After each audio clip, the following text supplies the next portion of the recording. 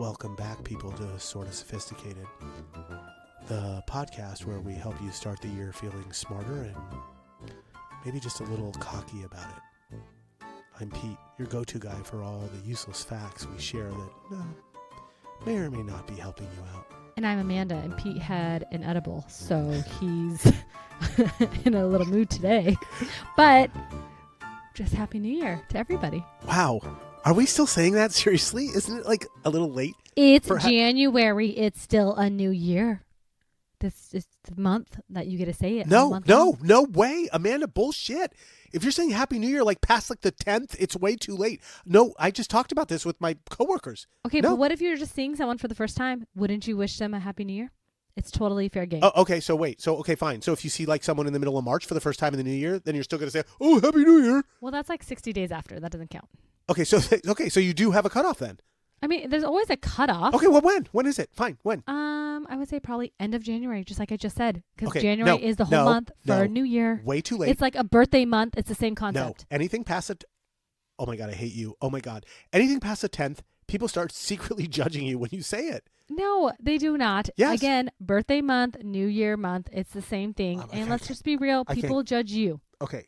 Yeah, I know people judge me all the time. What do you want me to say? Okay. I don't know. Stop being so aggressive. Yeah, this is really sort of an aggressive start. Why are you so aggressive? Right? Okay, well, I'd just like to say Happy President's Day, everybody. I know why. Happy President's Day coming up, everybody. Why don't we just start with that? Happy Valentine's Day, Amanda.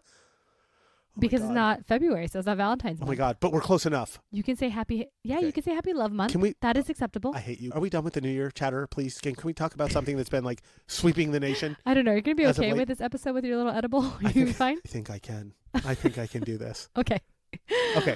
So this one's right up your alley. Have you heard of the classic midlife crisis? Yeah, and supposedly it's like moving now. Yeah, okay, yeah. So it's a thing. Like I've been going through, of course, for like the last 10 years or so. Who are we kidding, right? Okay, yes. But you've also had some other stuff going on, so let's give yourself a little grace. Oh, thank you. But that's true.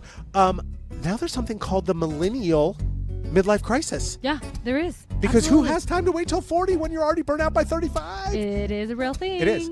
It's totally a real thing. And you know what else at 35? You're in it. Oh, wow. You're in it. Wow. You're in it right now. Good job to call you out. Let's go. Oh my gosh. But Amanda, I've noticed it in the last few months. You've been going through something, and we're gonna break it all down in this episode and talk all about it. You tell me about it. Okay, what were you gonna say? So Trent joined a soccer league. And he's an old man soccer league. Yeah, he's 35 plus. Yeah, I did this whole thing. I remember this. Yep.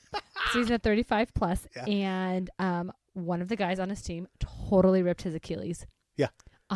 At 35, yeah, I know. There's a reason why we're having midlife crisis, because we just can't run anymore. Yeah, because our Achilles is just going to snap. So soccer is really hard. Oh my gosh. To do when you're that old. And when I was doing it, I found myself in physical therapy. Like every hour of soccer I played was like 20 hours of physical therapy. So if I'd go to a game, I'd at 35, it was terrible. How are you still alive? That's why I stopped. How are you still alive? No, I didn't even play it anymore. I played for like 3 years. I was like, I'm never doing this again. Oh no. Okay. Yes, okay. Before we dive in, can we go do word of the day, please? Yes. Like we always forget word of the day. Like I don't think we actually forget it. We just get a little distracted before of it. Okay. So today's word is quixotic. Quixotic. Quixotic. Something that's like quintessential and exotic. Not even close. Okay. Yeah, no. It describes someone who is idealistic to an impractical degree. Like the best example would be chasing unrealistic dreams.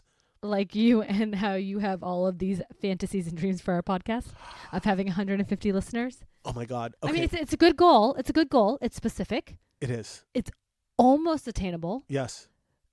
But I still think it's quixotic. Okay. So actually first that was like kind of funny. And second, going through a midlife crisis of my own over here, leave me alone. So just like chill out a little bit. I thought I was going through by myself. Can you do me a favor and give me another edible? I need one. I don't have them. You right brought now. them. Okay, fine. Let me pop another one right now.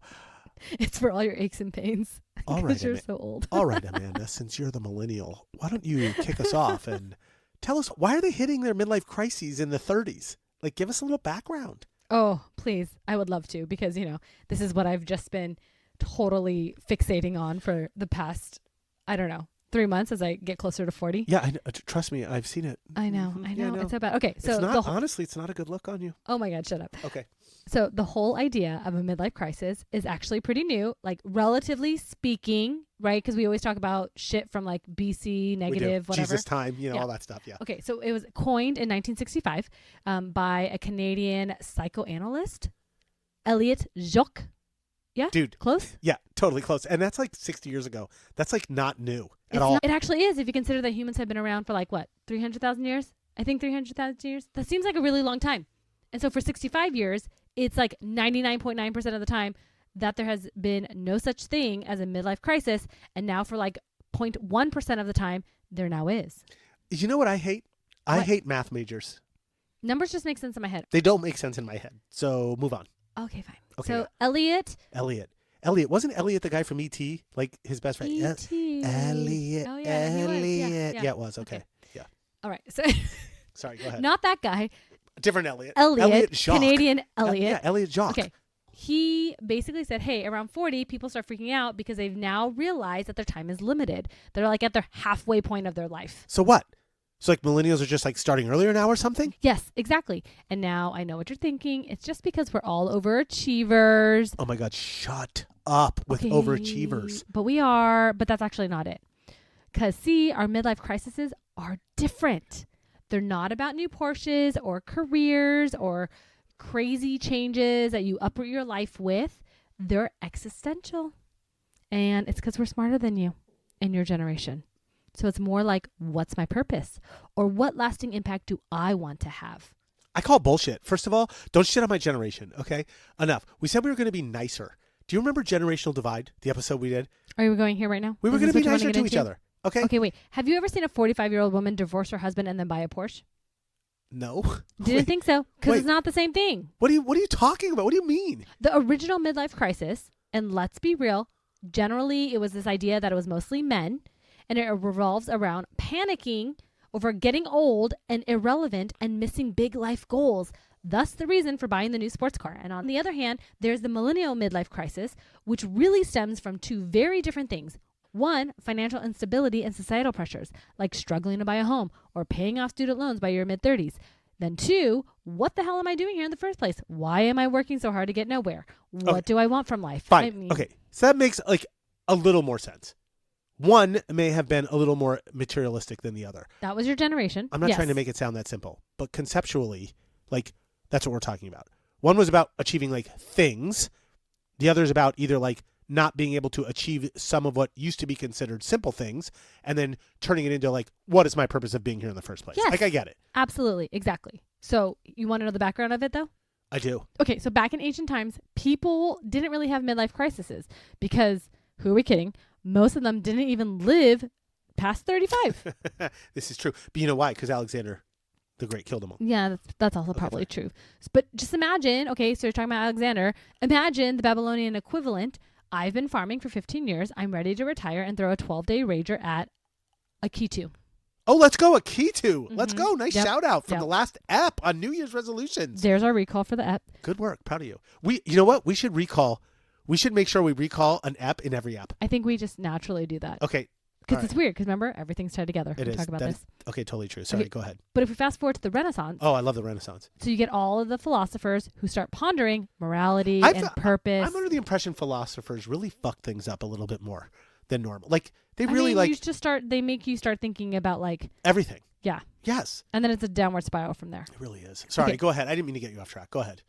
Well, okay. So they start pondering morality, purpose, as you're saying, all the things, right? But really, it's still more of a rich guy problem. Because let's be honest, if you were a philosopher during the Renaissance, somebody was supporting your lifestyle, so you could sit around and think all day.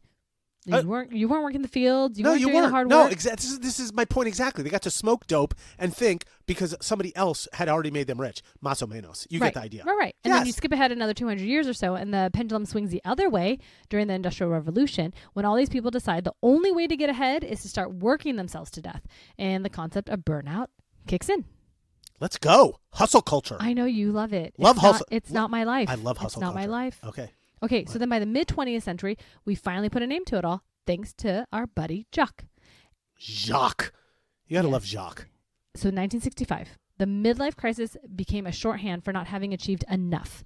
And, like I said yourself, it was all about measuring yourself against this mythical ideal life. Okay. So I get the idea. But like, why are millennials freaking out about it so early now? Like, what changed? Okay, well, here's the thing. Nothing really changed per se. Millennials are just facing a different kind of midlife crisis, kind of like I explained earlier if you were listening. First of all, we're still hitting all the classic triggers, right? Careers, relationships, family. But we're doing it now in a totally different economic and social climate than you grew up or even the boomers. Okay, wait, hold on. Let's level set for anybody like playing along at home. Quick refresher on millennials. Can we do this, please? Yeah, go for it. So like most of them graduated from college basically right into the Great Recession in 2008. Then spent their entire 20s trying to recover. And now in their 30s and I guess really, Amanda, like early 40s? Yeah? Okay. They're still somehow juggling student loans, insane housing costs, the warp speed advancement of tech in their career space, thank you AI, no friend, and the fact that the planet is melting. So that's millennials. Okay, yes. Right. But also, not to mention, the timeline for traditional milestones like marriage, kids, and homeownership is way off from what it was before. For the boomers, the midlife crisis was, I'm 40 and bored in my suburban life with my white picket fence. And for millennials, it's, I'm 35 and I can't even afford a suburban life to get bored in. Okay, wait a second. Vastly different. Yeah, this is actually making sense. So I guess millennials are sort of like stuck in this weird limbo of like wanting stability, but like not being really able to get it. Exactly. And social media isn't helping at all. We're constantly being bombarded with all of these versions of success. People with the perfect job, with the perfect family, and the perfect van life. Man, I really want a van, though. Totally, I agree. Let's get a van. Let's do it. Take it on the road. Okay. But it's like a highlight reel of everything of what we don't have in our current lives. And then on top of that, we start thinking, well, screw it. We want something bigger. We want a career with purpose, or relationships with depth, and a life that feels authentic. But I think none of us really know where to get it. And let's be real, it's hard to find it when you're drowning in bills and burnout and not in the right job. I mean, it's just a flaming pile. Dude, I feel, honestly right now, I feel like Dr. Belinsky and you're sitting on the therapy couch. Let's go. I mean, just millennials get a bad rap. And sometimes zoomed Amanda, out, Amanda, look tell at me it. about your childhood. Oh, I would. Oh my God. Sorry. Okay, so what are we supposed to do about it? Like, how are you supposed to survive the millennial midlife crisis without spiraling? Because you could easily spiral. Yeah, I think I would take a page out of your book. What? Drink heavily. Let's go. Oh my God. Cheers. Let's go. I love it. But seriously, though. What? I've done a little research on this because I've been losing my mind on this exact topic for a while. And I know other people have as well, since obviously I'm a millennial and have millennial friends. Yeah, we all know. Obvi. And I think it's important that we kind of know how to get out of the rut, make some changes, do something better. So I made a little cheat sheet from a bunch of different stuff that I kind of find on the interwebs, and it's actually simple enough. Did you say the interwebs? The interwebs. This is how go. you know a millennial. All right, so you did the same thing I did last week. Like you took a bunch of crap you found, you mushed it together, and you made it your own. I love this. Yeah, I cherry picked what I liked. Right, exactly. No, so what did I call it? It was like the super hack. I think I called it last week. Okay. All right, so we're super hacking the millennial midlife crisis. Amanda, go. I want to hear this. Okay. Well, one key point that's interesting. Okay. What? When I was researching, I found out that famous people actually go through this too, but on a whole different level. Like, wait, what? Like famous people? Like what? Like they buy a yacht and enter like the America's Cup? Like what the hell do you mean? Like they're so rich they wouldn't have this problem? Yeah, actually. Kind of, sort of. That's exactly what they do? I mean, yeah. They say that Mark Zuckerberg is going through one of those right now because he just turned 40 last year, and he totally just took up something called hydrofoiling. Wait a second. You're not kidding right now. No. You're not making this up. No, they get to do it on a whole different level than like us little plebes. I need to know. Hydrofoiling? Yeah. It's like the surfy thing with the fin underneath it. Oh my God. Yeah, Seriously? Yeah. And he's just, decided he was going to do MMA. Wait a second. Are you kidding me? Mark Zuckerberg is doing MMA? Yeah. Mm-hmm. Like mixed martial arts. Mark Zuckerberg. Yep. I have to see this. Do you have? We have friends on YouTube. Okay, I'm sure. I'm sure it's somewhere. I'm totally it lives YouTubing this. in the internet somewhere. Okay, whatever. Got it. I mean, and so the board of Meta is all worried about his new high-risk lifestyle and kind of questioning if he's got a death wish or something. I mean, you've seen like he's totally flip-flop from like being all pro blue to now like being pro red, right? Like it's just this midlife crisis. Is that what he's kind of having? But he does it on like a global scale. This is nuts. I did not know this. We all do it. We all have it. Are they taking out like huge life insurance policies on him now that he's hydrofoiling everywhere and doing MMA? I mean, let's be real. He doesn't need a life insurance problem. Somebody's going to cash in on something. Go just Zuckerberg. Okay, but the like craziest thing. What? I was also reading that he ditched his trademark gray T-shirt for this new oversized shirt with a gold chain. So he's like a whole new rebranded Mark. I saw this online. It freaked me out. Yes. He's done this whole new and his new weird, like hair and the gold chain thing is throwing me off completely. Yeah, Okay, so he's going through it. Right, he is. He actually is. Yeah, Look at you hanging out with Zuckerberg. Not hanging, just like Millennial observing. Midlife crisis. I love it. But on the other end of the spectrum, there's Prince Harry. And Prince Harry's going through it? I mean, some may say that he went through one or is going through one now too. What happened? Because he turned 40 last year. But instead of getting all adventurous, sources close to him reports that he maybe feels lost and misses aspects of his old life in the UK with his family and friends. And I quote, additionally, some reports suggest that Harry's wife, Meghan Markle, was concerned about his desire to reconnect with his family, interpreting it as a sign of his midlife crisis, including feelings of isolation and a desire for reconnection with his past. So it really goes both ways and it just manifests differently. That is wild, but it like totally makes sense. Like this dude totally left his family. Like I get it. But I mean, seriously, Megan is hot AF, so I would have probably done the same thing too. I don't want to stop you from all this famous people research because seemingly you love it. But can we get back on track, please, and talk about this cheat sheet you created? Because I'm sort of very interested in that. Sure. And I actually don't really love celebrities, but I do just find it fascinating that they also go through the same things, just at a different scale. Yeah, I got to tell you, good sleuthing for the ep, though. That was like a good adder, I have to admit, because like you super pulled out Zuckerberg and Prince Harry because people would assume they don't go through anything. They're fine. So way to keep it real, sister. But I want to hear the cheat sheet. Okay. Go. Well, all right. So the first and most important step then of said cheat sheet is stop comparing yourself to everyone else. Like unfollow the influencers who make you feel like trash, or maybe stop worrying about what kind of car your neighbor drives. I mean, we've all heard the phrase keeping up with the Joneses. Like this is where you apply it, whether it be for actual like physical things or on social media. Okay. Like the whole drive the neighbor's car thing totally throws me off because I'm going to admit, like when I'm driving in my neighborhood, I always tell myself a story about it to make myself feel better. If one of my neighbors gets a new car, I'm always like, they probably didn't even buy that car. They probably just leased it and now they're totally in debt. Or like, they only have 2 kids. I have 4 kids. I could have done that if I had 2 less kids.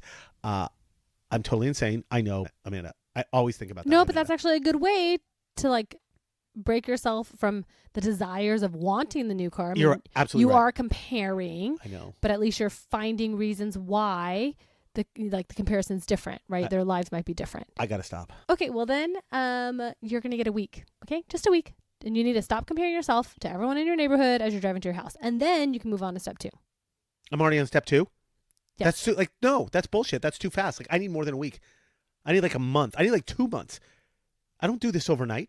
Well, spoiler alert, it doesn't really get any easier. So if you can't do step 1, you're just going to No. be screwed for the rest of the time. No, first of all, I'm slow to change. Okay, I'm an old dude. This is you know what? This is good. This is a millennial midlife thing because then I'm not going through it. I have my own issues over here. Okay, just give me step 2. Yeah, you guys usually just buy shit. I'm surprised. Let's see, what have you bought? Nothing. Thank you very much because I'm not going through it. Okay. You're welcome. Okay, all great. right, fine. Step 2. Step 2, please. So that is to redefine success. So Say it again. To redefine success. Oh shit. Okay. So forget what everyone else is doing or what new things they have and start spending some time thinking about what actually matters to you. Think long-term, big stuff, right? You got to get out of the microscopic. So like love, though, maybe touchy right now, or friendships, or finding your purpose type thinking. When you're doom scrolling, it impedes on what you define as success because you're taking it in and you're looking at all that BS on social media and now you're all cluttered. Okay, so wait. So you're talking about like redefining success. I mean, I haven't even defined success in the first place. I'm still on step 1, remember? Okay? You only gave me a week to get off of step 1, and now I'm supposed to like redefine success. You make it sound like super easy. Like just sit down, meditate, it'll come to you. I want to do all this stuff. Like I really do, but I don't feel like I have time for it. Like I'm busy with all like real other life stuff. No. Like I get it. I understand that. But realistically, you can make time for it. If it matters to you, you will prioritize it. You're just not really doing that right now, right? It's like you with your running. You run all the time. And if you didn't, you die. True. So what that means is like you prioritize it over almost anything else in your life. Totally. Because it gives you breath of life. Yep. So this is kind of the same thing. If it's important to you, you'll make time for it. It's just that meditation, quote unquote, or thinking, quote unquote, is competing with the other more important priorities in your life right now. So it just seems that you're not willing to spend any extra energy on it. Shit. Way to call me out on my stuff.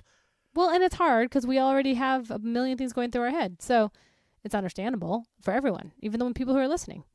But there's good news. Wait, like what? Like what good news? I don't hear any good news out of this at all. At some point, spending time thinking about redefining, or in your case, just defining Thank you very much. success will be more important to you than anything else. And then you'll just start to do it. Same thing you did when running. You just don't remember that far back. I'm just trying to help you see that maybe the earlier you expose yourself to it, the better off you'll be. And maybe you can make it a priority now rather than waiting. Oh, shit. Like, that's real. Like, you're getting in my head a little bit. Like, I'm totally, like, picking up what you're putting down. It's kind of like how, like, this whole podcast got started. Like, I finally made it a priority after years and years of just thinking about it. Exactly. So let's use that example. We're going to use this. We're doing this? Yep. Oh, my God. Okay. Well, you're going to embarrass me? Yes. Shit. Not really. Okay, go. Okay. So if we look back, right, on your history and how we got to this point, you started by not comparing yourself to other people. You didn't care about who was getting ahead of you in business, or you would have kept pushing that path. You stopped worrying about if the idea of trying to change a career made sense or not, because it didn't matter for this part of your life. And you certainly didn't care about what other podcasters were doing because you just liked your idea. You kind of just said, F it, life is short. And then you started. Then after a little while, you invited me to that little Argentine cafe, and we started. Oh my God, do you remember the Argentine cafe? Yes, it's great. That was the best. Oh, empanadas. Oh my God. And we just started. Go Patagonia, shout out. Oh, touche. All right, sorry, go. And we started step 2, right, which was defining what success would look like. Wait, shit, I was already on step 2 and I didn't even know I was doing it? Yeah. I kind of like the way you're putting this together. You're making me feel better about myself right now. Well, because you've already done it, but you just don't realize that you've already done this. I'm having a moment. Continue. You just need to do it for your life. But anyway, so we decided on who would be the target audience, what our topics were going to be about, and how many listeners we wanted to have. But the more important stuff is that we decided on why we were doing it, like why it was important to us, the impact we wanted it to have on our audience and for our audience, like how we hoped it would make our world just a little bit better and make people care about each other a little bit more and engage a little bit more. And we wanted to do it in a way that felt authentic to us. So some humor, which is mostly you, some research, which is also mostly you, but not to mention all the personal growth and learning we as individuals get out of it each week. And that comes from when we're researching or when we're talking about it or even when we're recording. So see, when you care about something and you put your mind to it, it kind of works. Oh my God, shit. That was like a perfect example. That was super solid. I never like ever thought of it like that. Except, if you remember, one of our other goals was to make a little money while we did this. And we're on like episode 39 and we haven't made like $1 yet. So there's that. There is that, but it's because you haven't gone to step 3 yet. Wait, whoa, step 3? What's step 3? Yeah, step 3 is what we talked about last week. You have to turn your ideas of success into SMART goals. Oh my God. Oh my God. You just love your ideas of SMART goals, don't you? Well, you technically brought it up, but I do love them because they work. And it's all about taking your small, actionable steps to get where you want to go. And by the way, we did do SMART goals, just not like the monetizing part because we're idiots. If you remember, we said we'd publish our first 3 episodes on all like the platform things by like May 1st, 24. Okay, check. Then we said we'd plan the first year's episode topics with our pop culture tie-ins within like the first 2 months of starting. Like, check. Like, we were totally SMART goaling it. And we said we'd reach 150 downloads per episode by the end of 2024. Not checked. Okay, chill. We don't suck. You just had that as one of your dreams. Whatever that our word of the day was. It was something with dreams. Oh, quixotic. Yeah, that. So you just had quixotic dreams. Good. Look at you bringing it back around. Even though you didn't remember the word, I'm still giving it to you. I got the definition. Quixotic right? Yes, you knew. Something stuck. You knew where you were going with it. Yeah, I like got that. there. Okay, got it. Okay, but listen. What? Are you still having fun doing this? I am. Absolutely. Why? Do you still like researching for every episode? Totally. Would you rather spend your time some other way? No. So then I'd say you're managing your millennial midlife crisis pretty well. Except I'm not a millennial. No, but you probably were going through one. Crap. So same concept.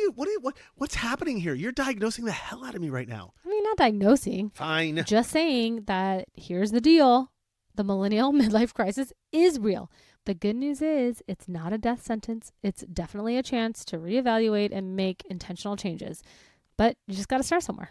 And maybe stop doom scrolling Zillow for houses that we're never going to afford. No, I make no promises. But you should start by making a SMART goal for monetizing this podcast right after we finish. because I'm not going to be doing this for free much longer. Oh my God, let's go. I'm totally in. JK. But for real though, are we done? Is there anything else? Otherwise, it's time for fun facts. Let's go. I mean, really, I think we're the only audio cast that can find fun facts about crises. Crises. Am I right? Crisis? Crisis. Let's go. Right? All right, ready? It's terrible. I know, we're terrible. Okay, fun fact 1. Did you know that the midlife crisis is actually backed by science? Or at least something scientists call the midlife happiness dip. People, a dip. Happiness tends to follow a U-shaped curve, bottoming out in your 40s before climbing again. So if you're a millennial crying over a mediocre latte, just hang in there, Amanda. It's going to get better. Because look at me on the other side. I can't even say that without busting up laughing. Okay, fun fact 2. Financial stress is one of the biggest triggers of the millennial midlife crisis. Millennials carry 300% more student debt than boomers did at the same age. Amanda, 300%. Add in flat wages, skyrocketing housing, and a couple of economic crises. There's that word again, crises. And yeah, it's no surprise why you're freaking out over there, because I can afford my house. Okay. I can afford mine too. Okay. I'm not your typical millennial. No, because you're a badass mofo. Number 3, millennials are considered the therapy generation. Nearly 50% of millennials have attended therapy at least once, making it a key coping mechanism for midlife crisis. No Ferraris, just solid inner child healing. And maybe if I would have done some of that, I'd be way better off. So cheers to millennials. All right, fun fact 4. While the midlife crisis is recognized worldwide, it's actually less prevalent in cultures that emphasize collective success and lifelong family roles, such as Japan or India, versus here in the United States, where we place an emphasis on individual success. Go figure. Like, go Japan. I feel like they have their shit together like all the time. Seriously, right? Yes. Okay, fun fact 5. Did you know that research... Are we at 5 already? Yeah, we're at 5. I'm just kidding. Okay, fun fact 5. Did you know that research is beginning to show that the midlife crisis is not strictly a human phenomenon? According to research done by Oswald and colleagues, I don't know who that is, some famous dude, it was published in the journal PNAS, great apes also experience midlife dips in happiness. Their findings don't discount the external societal underpinnings of the midlife crisis, but there's a deeper, more biological influence that might also be at work. AKA, we're just supposed to have midlife crises. Dun, dun, dun. Great apes. I got to hang out with the great apes. Go Jane Goodall. Okay. And of course, the millennials are considered the therapy generation because I've had therapy. And everyone I know has had therapy. Baby, I grew up on therapy, so and I'm a Gen Xer. Yeah, see, that's what I'm saying. I think you're like a mix of millennial Gen X. It's because you and I are like, you know what we are? We're like highly functioning. Let's go, Amanda. That's true. Okay. That's what we tell ourselves at least. Okay. Finally, many people use the midlife crisis as a springboard for reinvention. Hello, that's me. It's the new most common time besides adolescence when people start new hobbies, explore new passions, or even launch second careers. Think of Colonel Sanders, KFC, Julia Childs, the famous chef, and Martha Stewart, all in their 40s and 50s. A whole bunch of people out there. A midlife crisis can serve as a wake-up call, pushing people to refocus on what really matters, whether it's relationships, health, or personal growth. So use it to your advantage, people. Clearly, just like Pete. Right? And I think that's all my fun facts for today. So, for all you millennials, we see you, and we're here to help. Or at least give you something entertaining to cry, laugh about, right? That was awesome. Let's go. All right. Well, then I guess before we finish up, let's do the recap. So this is the Post-it note moment. So you need to go over everything that you think that you heard me say so I don't forget anything that's actually important in my ramblings. All right, ready? I guess just remember these few important details to seem sort of sophisticated. Millennials are hitting the midlife crisis earlier today than previous generations, in part because it's taking longer to hit traditional midlife milestones, like home ownership, marriage, or career stability, due to the economic challenges like student debt, rising living costs, and the aftermath of the 2008 financial crisis. This can make their midlife crisis feel less about having it all and more about why haven't I gotten there yet? Number 2, many millennials are reassessing their values, moving away from traditional markers of success like corporate ladders towards prioritizing mental health, work-life balance, and personal fulfillment. The shift often defines their version of a midlife crisis. Number 3, growing up with the hustle culture and the rise of social media has led millennials to burnout and comparison fatigue. By their 30s and early 40s, many millennials are feeling disillusioned, questioning whether the grind has been worth it. Number 4, millennials popularized the quarter-life crisis in their 20s, which often set the stage for deeper existential questions in midlife. Conversations about purpose and identity are often familiar territory for this generation. And finally, facing major global challenges like climate change, political instability, and economic inequality, millennials may experience midlife crises that are less about personal dissatisfaction and more about navigating a world that is constantly in flux. And there you have it, fellow listeners. The Millennial Midlife Crisis, a chapter shaped by shifting milestones, evolving definitions of success, and the ever-present quest for meaning. It's more than just a cliche. It's a reflection of the challenges and choices that define an entire generation. A group navigating life's biggest questions while redefining what midlife even means. If we've done our job today, you're walking away feeling a little more sophisticated, armed with insights into how millennials are handling this pivotal phase and maybe even a fresh perspective to bring to your next conversation. Whether it's about finding purpose, slowing down the hustle, or just embracing the chaos, the message is the same. Midlife isn't the end of something. It's the start of something new. If you've enjoyed this episode, make sure to subscribe, leave a review, and share it with anyone who's wrestling with their own midlife puzzle, or just loves unpacking the quirks of our times. Until next time, stay curious, stay inspired, and hey, don't sweat it if you're still figuring it out. Midlife isn't a deadline, it's just another chapter. And there's always time to rewrite it.